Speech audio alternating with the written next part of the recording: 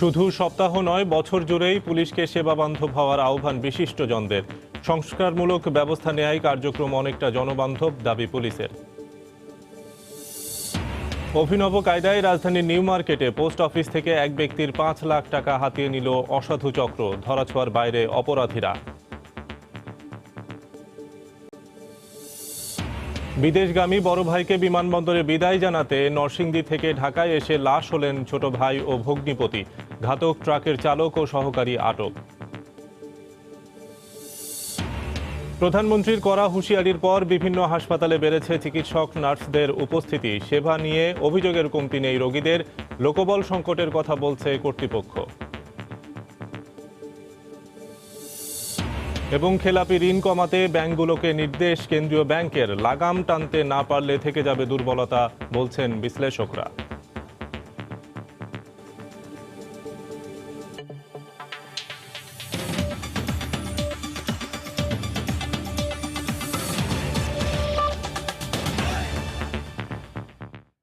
সময় সংবাদের সঙ্গে আছি আমি শফিক মোহাম্মদ।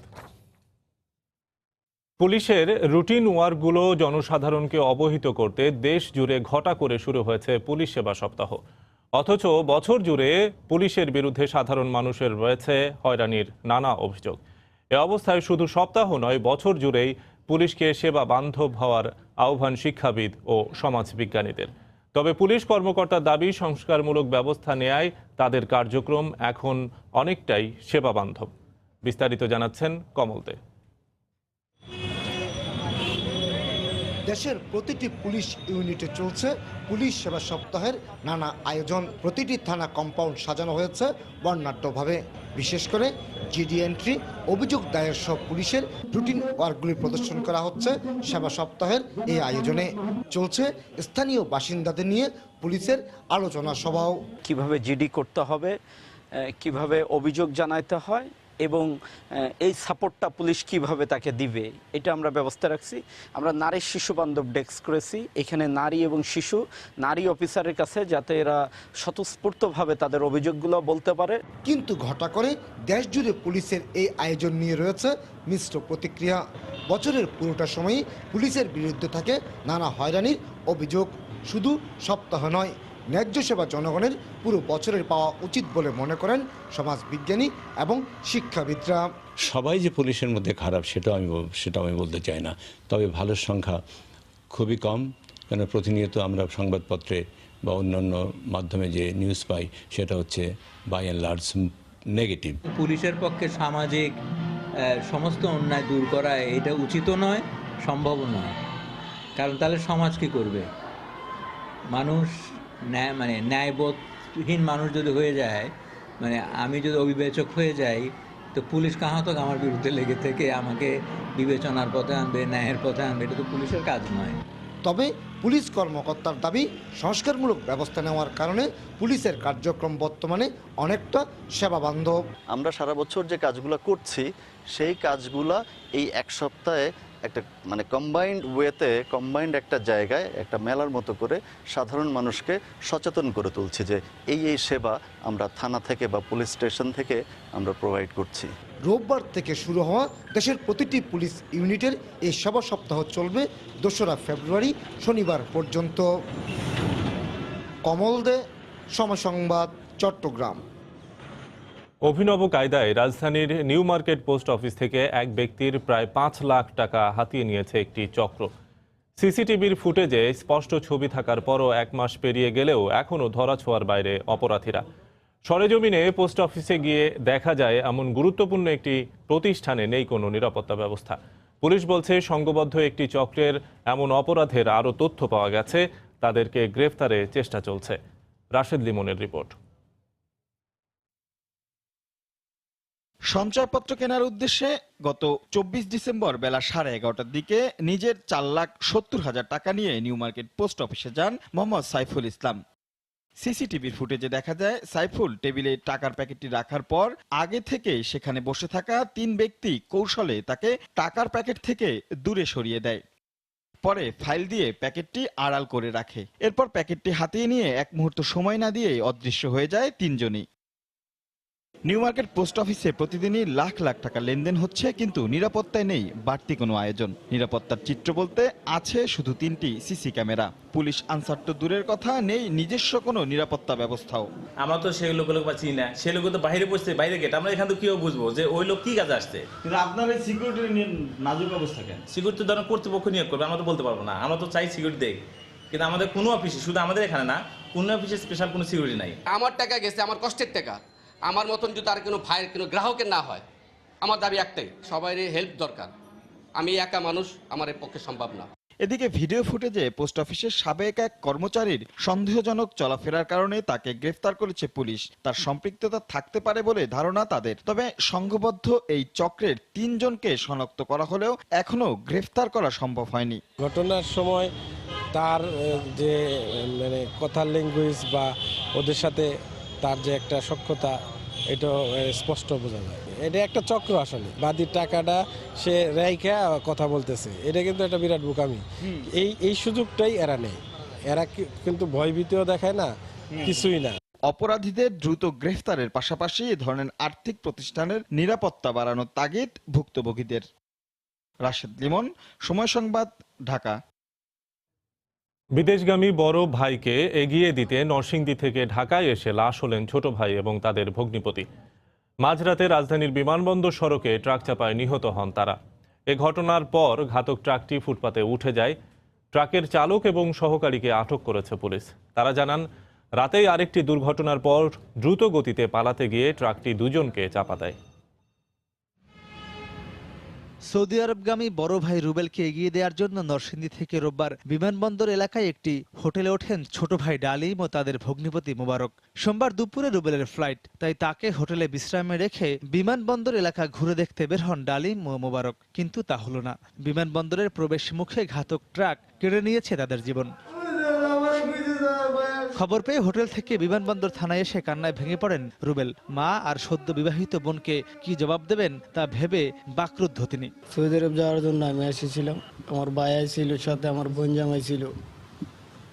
আমার রুমে স্যার শুয়ে আমি বলছি খালি, ভাই আমি নিচেতে আছি স্যার, আর খবর নাই স্যার, আমার ঘুম বারবার ভাঙতেছে গো স্যার।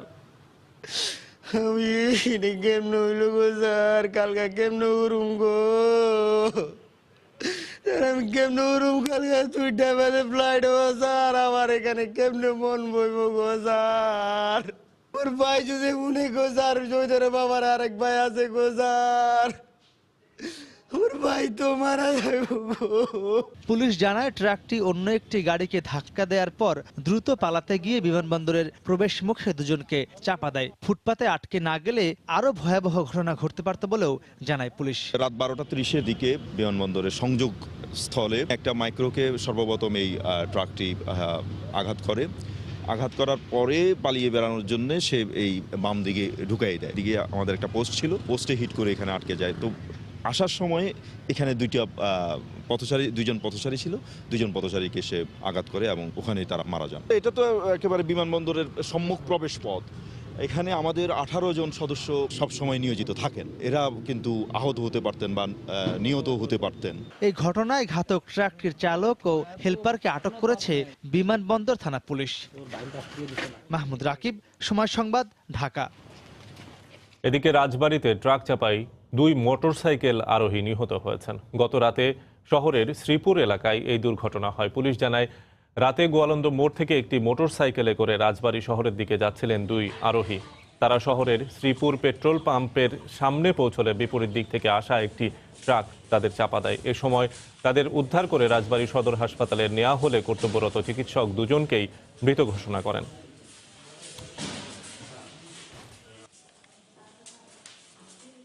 সময় সংবাদে আরও থাকছে, বড় মৌসুমেও গঙ্গা কপোতাক্ষ সেচ প্রকল্প চালু না হওয়ায় বিপাকে কৃষক।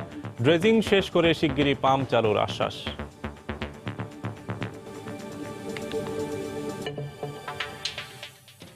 সরকারি হাসপাতালে চিকিৎসক এবং নার্সদের অনুপস্থিতি পাওয়া গেলে ওএসটি করার নির্দেশ দিয়েছেন প্রধানমন্ত্রী শেখ হাসিনা। গতকাল সচিবালয়ে স্বাস্থ্য মন্ত্রণালয় পরিদর্শন করে এই নির্দেশনা দেন সরকার প্রধান। তিনি বলেন, চিকিৎসকদের অবশ্যই স্বাস্থ্য সেবাদান নিশ্চিত করতে হবে। উপস্থিতি নিশ্চিতে হাসপাতালগুলোতে বায়োমেট্রিক পদ্ধতি চালু করার নির্দেশ দেন প্রধানমন্ত্রী শেখ হাসিনা। প্রান্তিক জনপদে স্বাস্থ্যসেবা নিশ্চিত করতে কমিউনিটি ক্লিনিক স্থাপন সহ অবকাঠামোগত উন্নতির পাশাপাশি সেবা সম্প্রসারণে নানা পদক্ষেপ বাস্তবায়িত হলেও সেবার মান নিয়ে প্রশ্ন রয়ে গেছে কেন্দ্র থেকে প্রান্ত পর্যন্ত। সংক্রামক ব্যাধি নিয়ন্ত্রণ, মানুষের গড় আয়ু বৃদ্ধি সহ বিভিন্ন সূচকে বাংলাদেশ যখন এগিয়ে চলেছে, তখন স্বাস্থ্য খাতকে আরও জনমুখী করতে এবার কড়া নির্দেশনা এলো প্রধানমন্ত্রীর তরফ থেকে। কর্মকাণ্ডে গতিশীলতা আনতে অন্যান্য মন্ত্রণালয়ের পাশাপাশি এবার স্বাস্থ্য মন্ত্রণালয় পরিদর্শনে এলেন প্রধানমন্ত্রী শেখ হাসিনা। মন্ত্রণালয়ের ঊর্ধ্বতন কর্মকর্তাদের সাথে বৈঠকে তিনি যে কোনো মূল্যে মানসম্মত স্বাস্থ্যসেবা নিশ্চিত করার তাগিদ দেন। মেডিকেল কলেজগুলো এখন তৈরি হচ্ছে, অনেকগুলি সরকারি আছে, বেসরকারি আছে, তবে বেসরকারিগুলির দিকে আমাদের একটু নজর বাড়াতে হবে এবং চিকিৎসা সেবাটাও যাতে মানসম্মত হয় সে ব্যবস্থা করতে হবে। সেবামূলক একটা মানসিকতা এটা আমাদের চিকিৎসকদের মধ্যে যাতে হয়, এই বিষয়টা সম্পর্কে তাদের এই সচেতনতা সৃষ্টি করা দরকার। সরকারি চিকিৎসা প্রতিষ্ঠানগুলোতে চিকিৎসকদের উপস্থিতি নিশ্চিত করতে বায়োমেট্রিক পরিচয়পত্র পদ্ধতি চালুর নির্দেশ দিয়ে প্রধানমন্ত্রী বলেন, নার্সরা সঠিকভাবে দায়িত্ব পালন না করলে তাদের অব্যাহতি দেয়া হবে। নার্সকে দ্বিতীয় শ্রেণী করে দিয়েছি বলেই আবার আরেকটা ধাপ তৈরি করতে হবে রোগীর সেবা দিতে, তো ওই দ্বিতীয় শ্রেণীর নার্সের তো আমাদের দরকার নাই। যারা এই ধরনের মানসিকতা নিয়ে আসবে তাদের তো চাকরিতে থাকারই প্রয়োজন নাই। আমার পরিষ্কার কথা, আমি সুযোগ সৃষ্টি করে দিচ্ছি রোগী যেন সেবা পায়। কারা কখন আসলো না আসলো সোজা এই বায়োমেট্রিক সিস্টেমে এটা চালু হবে। প্রধানমন্ত্রী বলেন, প্রান্তিক পর্যায়ে কোনো চিকিৎসক দায়িত্ব পালন না করলে তাদের ওএসডি করা হবে। প্রত্যেকটা জেলা আগে একটা সার্ভে করে দেখবেন, যাদেরকে সেখানে বদলি করা হবে তারা যদি কাজ না করে সবগুলোকে ওএসডি করে রেখে দিতে হবে, তাদের দরকার নেই। নার্সদের ব্যাপারে রোগীর সেবাটা তাদের করতে হবে, এটা বাধ্যতামূলক, না করলে সে চাকরিতে থাকবে না, চলে যাবে। মেডিকেল বোর্ডের সুষ্ঠু ব্যবস্থাপনা গড়ে তোলার পরামর্শ দিয়ে প্রধানমন্ত্রী বলেন, স্বাস্থ্যসেবার মান ও তদারকি দুই ক্ষেত্রেই মনোযোগী হতে হবে সংশ্লিষ্ট সবাইকে। মেডিকেল বর্জ্যগুলি যে কোনো মানুষের জন্য ক্ষতিকর হতে পারে, কিন্তু এটা কিন্তু সে ধরনের কোনো ব্যবস্থা করা হয়নি। দেবাশিস রায়, সময় সংবাদ, ঢাকা। এদিকে চিকিৎসক নার্সদের দায়িত্ব পালনে অবহেলার বিরুদ্ধে প্রধানমন্ত্রীর কড়া হুঁশিয়ারির পর রংপুর মেডিকেলে চিকিৎসক নার্সদের উপস্থিতি তুলনামূলক কিছুটা বেড়েছে। তবে সেবা নিয়ে অভিযোগের কমতি নেই ভুক্তভোগীদের। দালালদের দৌরাত্ম্যে অতিষ্ঠ রোগী এবং স্বজনদের অভিযোগ, এই ধরনের অনিয়মের সঙ্গে হাসপাতালের অসাধু কর্মকর্তা কর্মচারীরা জড়িত। এদিকে হাসপাতাল কর্তৃপক্ষের দাবি, লোকবল সংকটে তারা চিকিৎসা সেবা দিতে হিমশিম খাচ্ছেন। শাকিল মাহমুদের ক্যামেরায় রতন সরকারের রিপোর্ট।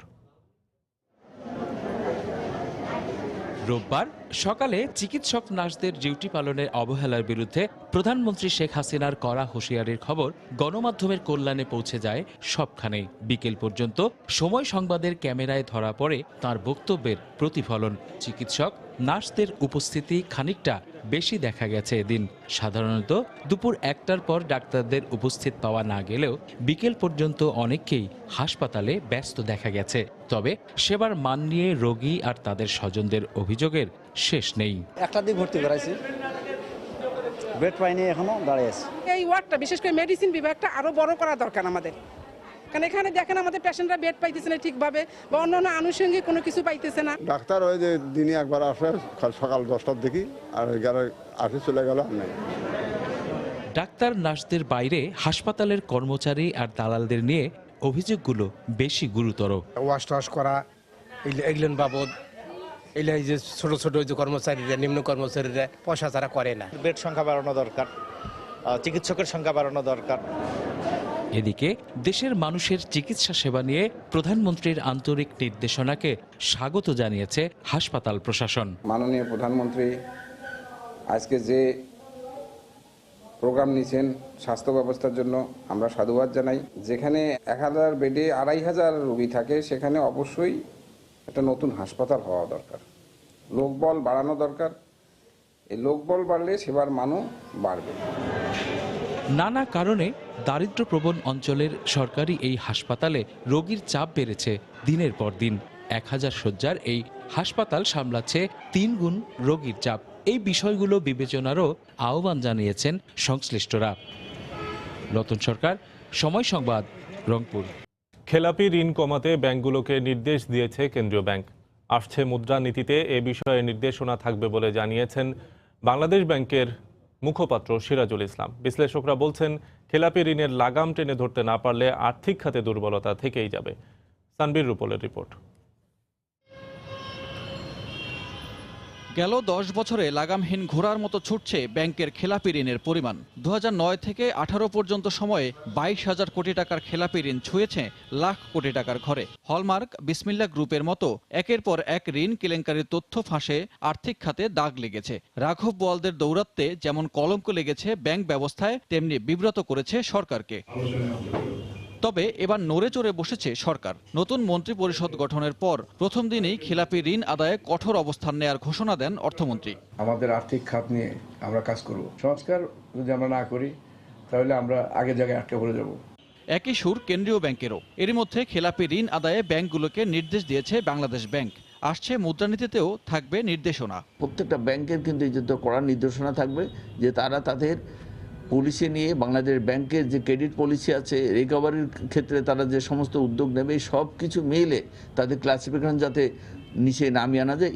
কেন্দ্রীয় ব্যাংকের তথ্যে দেখা যায় 2018 সালের সেপ্টেম্বর পর্যন্ত অনাদায়ী ঋণের হার 11%।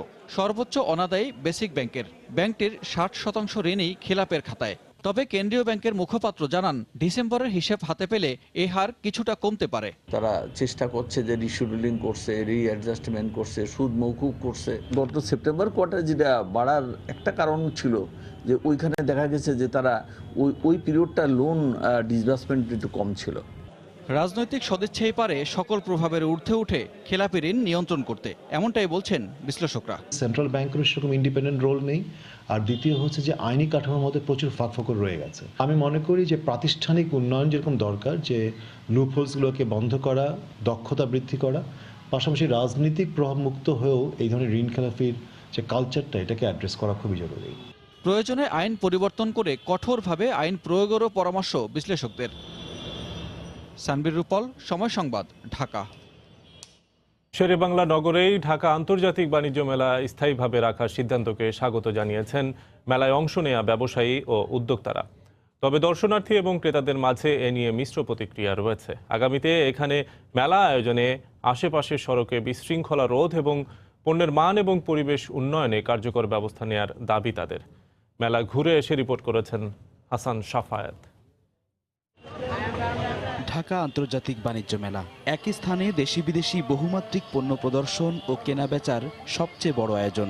সময়ের সঙ্গে সঙ্গে মেলার পরিসর যেমন বেড়েছে, তেমনি ক্রেতা দর্শনার্থীর সমাগমও বেড়েছে দিন দিন। বিপরীতে গেল কয়েক বছর ধরে নিম্নমানের পণ্য প্রদর্শন, আশপাশের সড়কে বিশৃঙ্খলা সহ সার্বিক অব্যবস্থাপনার কারণে মেলার আন্তর্জাতিক আবেদন নিয়েও প্রশ্ন উঠেছে। এমন প্রেক্ষাপটে 2015 সালে শেরেবাংলা নগর থেকে সরিয়ে পূর্বাচলে 20 একর জমির উপর বাণিজ্য মেলার স্থায়ী অবকাঠামো তৈরির উদ্যোগ নেয় সরকার। তবে সেখানে বিশেষায়িত পণ্য প্রদর্শনের ব্যবস্থা রাখা হবে জানিয়ে শেরেবাংলা নগর থেকে মেলা সরিয়ে নেওয়া হচ্ছে না বলে ঘোষণা দেন বাণিজ্য মন্ত্রী। এখানে বছরে একবার করে হবে, কিন্তু সারা নানামুখী সমস্যা থাকার পরও মেলা না সরানোর সরকারের সিদ্ধান্তকে স্বাগত জানিয়েছেন ব্যবসায়ীরা। সরকারের সিদ্ধান্তকে অবশ্যই স্বাগত জানাই, কারণ সরকার ওটাতে করেছে রপ্তানিমুখী, আর আমাদের লোকালি যে মেলাটা ফেয়ারটা এখানে হচ্ছে, এটার জন্য এটা অনেক ভালো। যেখানে যে জনপ্রিয়তা আছে, যে একটা পরিচিতি আছে, এখন মনে করেন এখানে চেঞ্জ হইলে সেটা ভালো হবে না। মেলা যেদিন শেষ হয় টোটাল সিকিউরিটি টোটালি আউট হয়ে যায়, কোনো সিকিউরিটি থাকে না। এই সময়টুকু আমাদের যাতে প্রোটেকশনটা দেয় এবং আমাদের পানি ল্যাট্রিনের যে সুবিধাগুলো এগুলো যাতে ঠিক থাকে। ভিতরে হকার চলে আসে বিভিন্ন পন্থায়, ঢুকে পরিবেশ নষ্ট করে, সেটাও দেখতে হবে। মেলার স্থান পরিবর্তন না হওয়ার বিষয়ে মিশ্র মত ক্রেতা দর্শনার্থীদের। খুবই ভালো একটা নিউজ পেলাম। আমি জানতাম যে এবারই হবে না, পূর্বাচলে যাওয়ার কথা ছিল, কিন্তু এই জায়গাটাতে হওয়ার কারণে আমাদের সবার যাতায়াতের সুবিধা হচ্ছে। আমরা যারা অফিসমুখী যারা থাকি সন্ধ্যার দিকে, তখন এখানে একটা হিউজ জ্যাম হয়। সেই জায়গা থেকে আমি মনে করি যে এত বড় একটা ইভেন্ট মনে হয় ঢাকার একটা পাশে গেলে ভালো হয় আর কি। মেলায় প্রদর্শিত পণ্যের মান বজায় রাখা, বিশুদ্ধ খাবার পানি সরবরাহ ও পয় নিষ্কাশন ব্যবস্থা সহ বেশ কিছু বিষয়ে সরকারি তৎপরতা বাড়ানোর আহ্বান সংশ্লিষ্টদের। হাসান সাফায়াত, সময় সংবাদ, ঢাকা। সময় সংবাদে আরও থাকছে। বিপিএলে আজ খুলনা টাইটান্সের মুখোমুখি হবে কুমিল্লা ভিক্টোরিয়ান্স। সন্ধ্যায় বিগ ম্যাচে ঢাকা ডায়নামাইটসের প্রতিপক্ষ রংপুর রাইডার্স।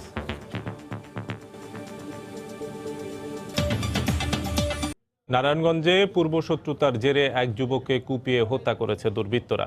গতরাতে সদর উপজেলার পানির ট্যাঙ্ক এলাকায় এই ঘটনা ঘটে। পুলিশ জানায়, দীর্ঘদিন ধরে আলমগীর নামে ওই যুবক ঠিকাদারি ব্যবসায়ের পাশাপাশি পুলিশের সোর্স হিসেবে কাজ করছিল। তার দেওয়া তথ্যের ভিত্তিতে কয়েকদিন আগে বেশ কয়েকজন মাদক ব্যবসায়ীকে আটক করে পুলিশ। এক পর্যায়ে রোববার রাতে বাড়ি থেকে রাস্তায় বের হলে কয়েকজন দুর্বৃত্ত আলমগীরকে ধারালো ছুরি দিয়ে এলোপাতাড়ি কুপিয়ে রাস্তায় ফেলে রেখে যায়। পরে স্থানীয়রা তাকে উদ্ধার করে সদর হাসপাতালে নিয়ে গেলে মৃত ঘোষণা করেন চিকিৎসক। কে বা কারা তাকে হত্যা করেছে তা উদ্ঘাটনে কাজ করছে পুলিশ। ছোট ছেলের কাছে খবর দিছে আরেকজনে যে তোর কাকারে ওই জায়গায় পড়ে রয়েছে। তো ছোট ছেলে গালি তাড়াতাড়ি দৌড়ে গিয়েছে, কি করে যেন আমার একটু হাসপাতাল লয়ে যা, আমার বুড়িটা বাইরে গেছে। এই রাস্তা আনতে রাস্তায় মারা গেছে। যারা এই কাজটা করছে এর জন্য যাতে তারা কঠিন শাস্তি পায়। কে বা কারা ঘটনা ঘটাইছে তাদের শনাক্তপূর্বক গ্রেপ্তার আইনের আওতায় আনা হবে সবাইকে। শেরপুরে 2 পুলিশ সদস্যকে পিটিয়ে আহত করার ঘটনায় স্থানীয় এক ছাত্রলীগ নেতাকে গ্রেফতার করেছে পুলিশ। গতরাতে শ্রীবর্দী উপজেলার বাজার থেকে তাকে গ্রেফতার করা হয়। পুলিশ জানায়, শ্রীবর্দীর টেঙ্গরপাড়া উচ্চ বিদ্যালয়ের এসএসসি পরীক্ষার্থীদের বিদায় অনুষ্ঠানে তোলা টাকা থেকে চাঁদা দাবি করে উপজেলা ছাত্রলীগের যুগ্ম আহ্বায়ক জিয়াউল হক এবং তার সহযোগীরা। এ সময় চাঁদা দিতে অস্বীকৃতি জানালে গতকাল বিকেলে এসএসসি পরীক্ষার্থী মেহেদি হাসানকে মারধর করে তারা। পরে ওই পরীক্ষার্থীকে আহত অবস্থায় উদ্ধার করে হাসপাতালে ভর্তি করা হয়। এই ঘটনায় পুলিশ জিয়াউল হক সহ 12 জনের নাম উল্লেখ করে একটি মামলা করে। এর জেরে ওই থানার এএসআই রফিকুল ইসলামের হামলা চালায় ক্ষুব্ধ ছাত্রলীগ কর্মীরা। খবর পেয়ে থানা থেকে তাকে উদ্ধার করে এএসআই আব্দুল হান্নান ছুটে এলে তাকেও বেধড়ক পেটায় তারা। পরে অতিরিক্ত পুলিশ গিয়ে তাদের উদ্ধার করে হাসপাতালে ভর্তি করে। এ সময় উপজেলা ছাত্রলীগের যুগ্ম আহ্বায়ক জিয়াউল হককে গ্রেফতার করা হয়। এই ঘটনায় পুলিশের কাজে বাধা এবং হামলার অভিযোগ এনে জিয়াউল হককে প্রধান আসামি করে 40 জনের বিরুদ্ধে আরেকটি মামলা করে পুলিশ। আমি বিদায় অনুষ্ঠান টাকা তুলতে গেছিলাম, ওরা টাকা চাইছিল আমার দেনের জন্য মারছে। ওরা অনেক আমার মায়ের আহত করে দিয়েছে এবং আমার পরীক্ষার জন্য অনেক ক্ষতি হইতেছে। আমাদের রফিক সাহেব গেছিল ঔষধ আনার জন্য, তারা ওই যে ছাত্রলীগের ফলাফল আটক করছে। এই সঙ্গে তাৎক্ষণিকভাবে ওসি স্যারকে জানাইলে স্যার আমাদেরকে বললো যে দেখো তো রফিককে উদ্ধার করা যায় নাকি। তখন আমরা গেলাম, যাওয়ার পর এই ছাত্রলীগের ফলাফল আমাদের উপর অতর্কিত হামলা চালায়। তারা অনেক লোক, আমরা কম ছিলাম বিদায় আমাকে খুব প্রহার করছে সবাই মিলে। আমি মাটিতে লুটায় পড়ে যাই। তারা আমাদের 2 জন পুলিশ অফিসার যে এসআই তাদেরকে আক্রমণ করার পর আমরা স্পট থেকে আমরা একজনকে আটক করতে সমর্থ হই এবং বাকিদের আটক করার ক্ষেত্রে আমরা সর্বাত্মক প্রচেষ্টা চালাচ্ছি। গাইবান্ধায় কলেজের এক শিক্ষকের বিরুদ্ধে ছাত্রীকে যৌন হয়রানির অভিযোগ উঠেছে। এ ঘটনার প্রতিবাদে বিক্ষোভ মিছিল করেছেন শিক্ষার্থীরা। গতকাল দুপুরে গাইবান্ধা সরকারি কলেজ ক্যাম্পাস থেকে বিক্ষোভ মিছিল বের করা হয়। এটি পুরো ক্যাম্পাস প্রদক্ষিণ করে প্রশাসনিক ভবনের সামনে গিয়ে শেষ হয়। শিক্ষার্থীদের অভিযোগ, ইতিহাস বিভাগের প্রধান অমিত পার্থ দীর্ঘদিন ধরে ছাত্রীদের ফেসবুক মেসেঞ্জারে আপত্তিকর প্রস্তাব এবং অশ্লীল ভিডিও পাঠিয়ে আসছে।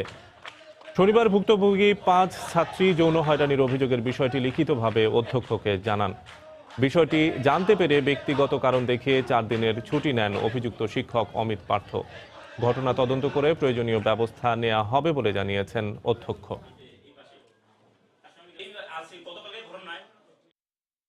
আমরা আজকে এই স্যারের অবসরের জন্য আমরা মাঠে নেমেছি। 3 দিনের আলটিমেটাম দিছি। 3 দিন পার হয়ে গেলে যদি আমরা কোনো সুষ্ঠু সমাধান না পাই তাহলে আমরা বৃহৎ আকারের আন্দোলন করবে। দ্রুত বিচার চাই, যেন কোনো প্রতিষ্ঠানে উনি কোনোদিনও যেন জয়েন করতে না পারে। অভিযোগ করেছে যে অমিত পার্থ দাস তাদের সাথে ছাত্রী শুধু নয়, স্ত্রীর মতো ব্যবহার করতে চেয়েছে। একজনের সাথে না, একাধিক জনের সাথে। একাদশ জাতীয় সংসদ নির্বাচনের রেশ কাটতে না কাটতেই মৌলভীবাজারে বিরাজ করছে উপজেলা নির্বাচনের আমেজ।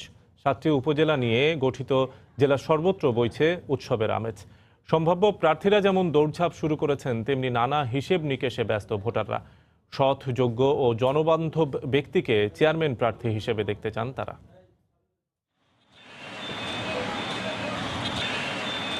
নদী ভাঙ্গন থাকে, দরিয়া, রাস্তাঘাটে অনেক সমস্যা আছে।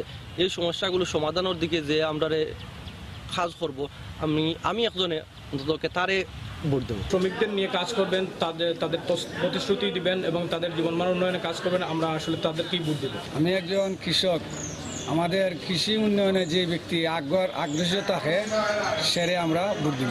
নদী সংস্কার করে পানি সুষ্ঠুভাবে যাবার যে প্রতিশ্রুতি দেবে তাকে আমরা ভোট দেব। আমরা এমন প্রার্থীদের চাই যে প্রার্থী আমাদের মতো শিক্ষিত যুব সমাজের নিয়ে কাজ করবা। এলাকার উন্নয়ন যে প্রার্থী আমরা কথা দিবা তাই করবা, তান্ডে আমরা ইনশাল্লাহ তান্ডে আমরা মনোনীত করবো। নিঃস্বার্থ ব্যক্তি দেখুন, সৎ মানুষ, যে ব্যক্তি মানুষের সেবা করতে পারবো ওটাই আমরা ওই প্রার্থীরে আমরা সমর্থন করবো। পদ্মা নদী আর গঙ্গা কপোতাক্ষ সেচ প্রকল্পের পাম্প হাউজের সংযোগ চ্যানেলে পলি অপসারণ না করায় বড় মৌসুমেও চালু হয়নি সেচ পাম্প। এতে বিপাকে পড়েছেন কৃষকরা। অতিরিক্ত পলি সরাতে ড্রেজিংয়ের কাজ চলছে জানিয়ে শিগগিরই পাম্প চালুর আশ্বাস দিয়েছে গঙ্গা কপোতাক্ষ সেচ প্রকল্প কর্তৃপক্ষ। বাবুল হোসেনের ক্যামেরায় SM রাশেদের রিপোর্ট। পদ্মা নদীর সাথে গঙ্গা কপোতাক্ষ সেচ প্রকল্পের পাম্প হাউজের মাঝে 2 কিলোমিটার ইনটেক চ্যানেলে পলি অপসারণ সঠিক সময়ে না করায় নির্দিষ্ট সময়ে সেচ দিতে পারছে না গঙ্গা কপোতাক্ষ সেচ প্রকল্প কর্তৃপক্ষ। প্রকল্পের পাম্প বন্ধ থাকায় 193 কিলোমিটার মেইন ক্যানেল, 467 কিলোমিটার সেকেন্ডারি ক্যানেল, 995 কিলোমিটার টারশিয়ারি ক্যানেলে পানি নেই। চলতি মাসের 15 তারিখ গঙ্গা কপোতাক্ষ সেচ প্রকল্পের পাম্প চালু হবার কথা থাকলেও নির্দিষ্ট সময়ে পাম্প চালু করতে পারেনি কর্তৃপক্ষ। সেচ খালগুলোতে পানি না থাকায় বিপাকে পড়েছেন কুষ্টিয়া, চুয়াডাঙ্গা, মাগুরা, ঝিনাইদহ সহ জেলার 13টি উপজেলার কৃষকেরা। সঠিক সময়ে সেচ সুবিধা না পেয়ে অনিশ্চিত হয়ে পড়েছে চলতি বড় মৌসুমের 24,970 হেক্টর জমিতে ফসল চাষ।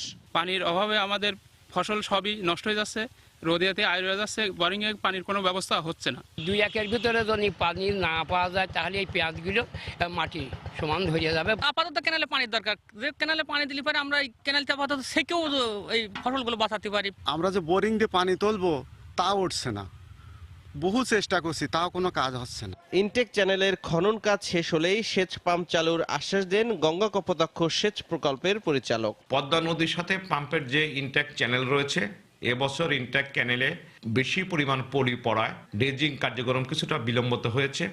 তা সত্ত্বেও আমরা অতি সত্বর পাম্প চালু করব এবং সেচ প্রদান করব। গঙ্গা কপোতাক্ষ সেচ প্রকল্পের পাম্প হাউজের তথ্য মতে 3টি পাম্প প্রতি সেকেন্ডে 3900 কিউসেক পানি সেচের জন্য উত্তোলন করতে পারে। সময় সংবাদ, কুষ্টিয়া। পূর্ণাঙ্গ স্থলবন্দরের মর্যাদা পেলেও 19টি পণ্যের আমদানি রফতানি নিষেধাজ্ঞায় অনেকটা স্থবির হয়ে পড়েছে লালমনিরহাটের বুড়িমারি স্থলবন্দরের কার্যক্রম। এছাড়া রাস্তাঘাট, অবকাঠামো সহ নানা সমস্যার কারণে ব্যাহত হচ্ছে বন্দরটির কার্যক্রম। বন্দরটিতে কর্মচঞ্চলতা ফেরাতে পণ্য আমদানি রফতানি নিষেধাজ্ঞা তুলে নেওয়া ও অবকাঠামো উন্নয়নের দাবি জানিয়েছেন ব্যবসায়ীরা। মোফাক্খারুল ইসলাম মঞ্জুর পাঠানো তথ্য ও ছবিতে রিপোর্ট। 1988 সালে লালমনিরহাটের বুড়িমারি স্থলবন্দর চালু হবার পর 2008 সাল পর্যন্ত পুরোদমে আমদানি রপ্তানি কার্যক্রম চলে। তবে অবকাঠামোগত সমস্যার কারণে 2009 সালের জুনে স্থলবন্দরটি থেকে 19টি পণ্যের উপর আমদানি রপ্তানি নিষেধাজ্ঞা জারি করে সরকার। এরপর দীর্ঘ প্রায় 10 বছর পেরিয়ে গেলেও নিষেধাজ্ঞা তুলে না নেয়ায় অনেকটাই স্থবির হয়ে পড়েছে বন্দরটির কার্যক্রম। যদি এই আইটেমগুলি চালু করা হয় তাহলে এই স্থলবন্দরে সবচেয়ে বেশি কাজের পরিমাণ বাড়বে, মানুষের কর্মসংস্থান হবে, এই এলাকার মানুষের ব্যবসা প্রসার লাভ করবে। এদিকে স্থলবন্দরটিতে যাওয়া আসার রাস্তাটিরও দীর্ঘদিন ধরে বেহাল দশা। এতে দুর্ভোগ পোহাচ্ছেন যানবাহন চালক ও স্থানীয়রা। বুড়িমারিতে আমরা যখন ঢুকি এই রাস্তাতে একটু বেশি সমস্যা হয়, রাস্তা ভালো না, রাস্তাঘাট খুব খারাপ, গাড়ি ঘোড়া নাই, সব ট্রাকের লাইন, ট্রাফিক জ্যাম থাকে, অনেক ধুলোবালি আছে, সেজন্য আমাদের স্কুল চলাফেরা করতে অনেক সমস্যাই হয়। বৃষ্টি বাদলের দিন হলে তারা রাস্তাঘাটে খুব সমস্যায় পড়ে। বন্দরের কর্মচঞ্চলতা ফেরাতে নিষেধাজ্ঞা প্রত্যাহার ও অবকাঠামোগত উন্নয়নে উদ্যোগ নেওয়া হয়েছে বলে জানান স্থলবন্দর কর্তৃপক্ষ। পণ্যগুলো অনুমোদন প্রাপ্ত হলে এই বন্দরের কলবর কিছুটা হলেও বৃদ্ধি পাবে। আমরা সড়ক ও জনপথের সাথে নিয়মিত যোগাযোগ রক্ষা করে চলছি এবং আমাদের ঊর্ধ্বতন কর্তৃপক্ষ ইতিমধ্যেই এটা সাসেক প্রজেক্টের আওতায় কিভাবে সংমিশ্রণ করে বন্দরের সম্মুখীন রাস্তা আধুনিকরণ করা যায় তা দ্রুত পদক্ষেপের জন্য তারা সদা সোচ্চার রয়েছে। বাংলাদেশ, ভারত, নেপাল ও ভুটানের মধ্যে স্থলপথে আমদানি রপ্তানির সুবিধা বাড়াতে বুড়িমারির 0 পয়েন্টে চালু হওয়া এই বন্দরটি পূর্ণাঙ্গ স্থলবন্দরের মর্যাদা পায় 2009 সালে। সময় সংবাদ, লালমনিরহাট। বিপিএল এর খবর। একদিন বিরতি দিয়ে আজ আবারও শুরু হচ্ছে বিপিএল এর চট্টগ্রাম পর্ব। দুপুর 1:30টায় দিনের প্রথম ম্যাচে মুখোমুখি হবে কুমিল্লা ভিক্টোরিয়ান্স ও খুলনা টাইটান্স। খুলনার যেখানে চাওয়া পাওয়ার কিছুই নেই, সেখানে কুমিল্লার চোখ প্লে অফের দিকে। সুপার 4-এর লড়াইয়ে টিকে থাকতে হলে হোঁচট খাওয়া চলবে না সালাউদ্দিনের শিষ্যদের। চট্টগ্রাম থেকে খলিলুর রহমানের তোলা ছবি নিয়ে নিয়ন মোহাইমেনের রিপোর্ট। সাগরিকায় বিপিএল এর আগমন ঘটেছে, তাও দুদিন পেরিয়ে গেছে, কিন্তু এখনো কি যেন এক অপূর্ণতা রয়ে গেছে জহুর আহমেদ চৌধুরী স্টেডিয়াম এবং তার সমর্থকদের মাঝে। ঠিক ধরেছেন, এখনো যে ঘরের ছেলে তামিম ইকবাল দর্শনটাই হয়নি তাদের। থাকুক সে প্রতিপক্ষের তাবুতে, তাতে কি আর ভালোবাসা কমে যায়? তাই তো খুলনার বিপক্ষে কুমিল্লার ম্যাচের আগে সব দৃষ্টি নিবন্ধিত থাকলো তামিমকে ঘিরেই। পয়েন্ট টেবিলে এখনো 4 নম্বরে কুমিল্লা। নিচের দলগুলোর সঙ্গে পয়েন্ট 1 থাকলেও এগিয়ে আছে রান রেটে। তবে নিজেদের মধ্যে দূরত্বটা তাদের এতটাই কম যে পা হরকালেই দূরে সরে যাবে প্লে অফের স্বপ্ন। আমাদের হাতে 4টি ম্যাচ আছে, তো সেই ক্ষেত্রে আমরা ম্যাচ বাই ম্যাচ প্ল্যান করছি। তো আশা করছি যে আমরা যদি এখান থেকে 2টা ম্যাচ জিততে পারি তাহলে আমাদের সুপার লিগ কনফার্ম হবে এবং আমাদের টিমের মধ্যে থেকে সেই আত্মবিশ্বাসটা আছে যে আমরা আপনারা জানেন যে লাস্ট ঢাকা ডায়নামাইটসের সাথে একটা ভালো প্রতিদ্বন্দ্বিপূর্ণ ম্যাচ হয়েছে, তো সেখানে আমাদের জয় ছিল, তো আমরা বেশ আশাবাদী এখান থেকে জয় পেয়ে সেমিফাইনালে যাওয়ার।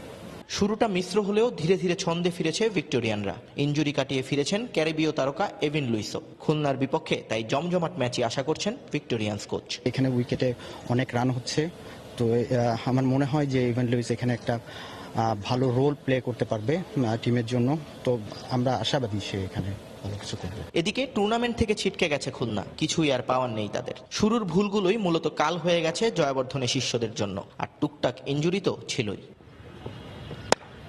তাই বলে হাল ছাড়ার পাত্র নয় মাহমুদুল্লাহ বাহিনী। নিজেদের ফর্মটাকে ঝালাই করতে শেষ 2টি ম্যাচের দিকে এখন দৃষ্টি তাদের। নিয়ন মোহাইমিন, সময় সংবাদ, চট্টগ্রাম। এদিকে দিনের দ্বিতীয় খেলায় সন্ধ্যায় চলতি আসরে প্রথমবারের মতো সাগরিকায় মাঠে নামতে যাচ্ছে ঢাকা ডায়নামাইটস।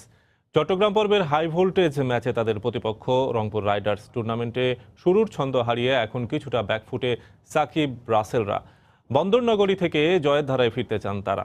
অন্যদিকে শেষ ম্যাচে স্বাগতিক চট্টগ্রামের বিপক্ষে পাওয়া জয়ের আত্মবিশ্বাসে বলিয়ান হয়েই ঢাকা বধে বদ্ধপরিকর রাইডার শিবির।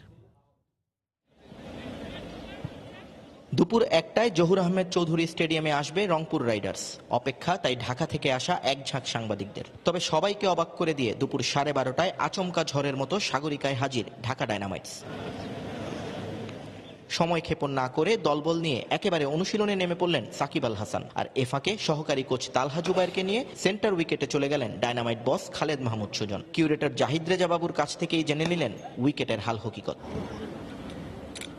সাগরিকার উইকেট এখন পর্যন্ত দুহাত ভরে দিয়েছে ব্যাটসম্যানদের। বোলারদের জন্য একেবারে বদ্ধভূমি না হলেও কষ্ট আছে কপালে, তা জানেন রুবেল হোসেন। কিন্তু নাচতে নেমে ঘুমটা দিয়ে আর লাভ কি, তাই অত শত না ভেবে রুশো হেলসদের একটু বুদ্ধি খরচ করে বোলিংয়ের কৌশল বাতলে দিলেন তিনি। উইকেটটা কি চাচ্ছে আসলে, সব ব্যাটসম্যান তো লাইক আপনার শর্টস খেলতে পছন্দ করে এই ধরনের উইকেট, তো আসলে ব্যাটসম্যানের নিয়ে খেলা উচিত। আসলে আমরা কি চাচ্ছি এই ধরনের উইকেট, আমার কি করা উচিত, টিম প্ল্যান যেটা বলে ওই ধরনের। আমার কাছে মনে হয় এটা যদি এক্সিকিউট ভালো করতে পারে তাহলে আমার কাছে মনে হয় সাকসেস হতে পারবে। অন্যদিকে নিজেদের দেয়া সময় মতোই মাঠে আসে রংপুর রাইডার্স। টম মুডির পরিকল্পনা এবং মোহাম্মদ রফিকের তত্ত্বাবধানে অনুশীলন করে তারা। সাগরিকায় প্রথম ম্যাচটা জিতে যাওয়ায় একটু নির্ভর ছিল মাশরাফি বাহিনী। পয়েন্ট টেবিলে অবস্থানটা ঢাকার নিচে, তবে এটা নিয়ে চাপ নিতে নারাজ রাইডার্স শিবির। এখনো জ্বলে ওঠেননি ক্যারিবীয় তারকা ক্রিস গেইল, আর হালকা ঝলক দেখালেও নিজের রূপ খুঁজে পাননি এবিডিও। তবে আসার কথা রুশো হেলসরা দেখিয়ে যাচ্ছেন কিভাবে ব্যাটিং করতে হয় টি-20-তে। নিজেদের এই ছন্দটাই তাদের শক্তির জায়গা। সব টিমের কিন্তু টিম প্ল্যান একরকম হয় না, সো আমাদের টিম প্ল্যানটাই ওই রকম। যে আর 20 ওভারের খেলা আসলে যদি টপ অর্ডার থেকে রান করে পেছনের খুব একটা বেশি কাজ থাকে না, সো আমাদের টিমটাই সাজানো হয়েছে ওইভাবে। খেলার ফলাফল যাই হোক, বিপিএল এর সবচেয়ে হাই ভোল্টেজ ম্যাচে এক ঝাঁক তারকার পারফরমেন্স দেখতে এখন মুখে আছে পুরো সাগরিকা। নিয়ন মোহাইমিন, সময় সংবাদ, চট্টগ্রাম। এ পর্যায়ে শীর্ষ সংবাদ জানিয়ে দিচ্ছি আরেকবার। শুধু সপ্তাহ নয়, বছর জুড়েই পুলিশকে সেবা বান্ধব হওয়ার আহ্বান বিশিষ্টজনদের। সংস্কারমূলক ব্যবস্থা নেয়ায় কার্যক্রম অনেকটা জনবান্ধব দাবি পুলিশের। অভিনব কায়দায় রাজধানীর নিউ মার্কেট পোস্ট অফিস থেকে এক ব্যক্তির 5 লাখ টাকা হাতিয়ে নিল অসাধু চক্র। ধরাছোঁয়ার বাইরে অপরাধীরা। বিদেশগামী বড় ভাইকে বিমানবন্দরে বিদায় জানাতে নরসিংদী থেকে ঢাকায় এসে লাশ হলেন ছোট ভাই ও ভগ্নিপতি। ঘাতক ট্রাকের চালক ও সহকারী আটক। প্রধানমন্ত্রীর কড়া হুঁশিয়ারির পর বিভিন্ন হাসপাতালে বেড়েছে চিকিৎসক নার্সদের উপস্থিতি। সেবা নিয়ে অভিযোগের কমতি নেই রোগীদের। লোকবল সংকটের কথা বলছে কর্তৃপক্ষ। এবং খেলাপি ঋণ কমাতে ব্যাংকগুলোকে নির্দেশ কেন্দ্রীয় ব্যাংকের, লাগাম টানতে না পারলে থেকে যাবে দুর্বলতা, বলছেন বিশ্লেষকরা।